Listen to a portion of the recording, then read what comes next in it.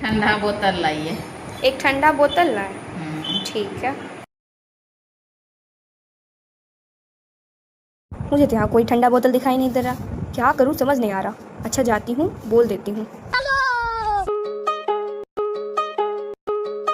सुनिए ना, मुझे बोतल नहीं मिला। आपको कौन बोला था खाली बोतल लाने के लिए? आपने ही तो बोला था कि खाली बोतल लेते आओ। हे भगवान, ये भगवान क्या जुल्म है। आपको बोली थी क्या कि मुझे प्यास लगी थी तो पानी लाने बोली थी ना, ठंडा पानी मुझे पीना था। ऐसा बोला था आपने? हाँ, आपका तो यही है। कल भी मैं आपको बोली थी थोड़ा सा दाल चढ़ा दीजिए, तो आप क्या किए? दाल वाला कुकर जाके छत पर रख दिए। ऐसे नमूने बच्चे हैं मेरे घर में, बाप रे बाप। कहाँ से आते हैं ये? आप लोगों के घर में भी ऐसे नमूने बच्चे हैं तो कमेंट करके जरूर बताइए।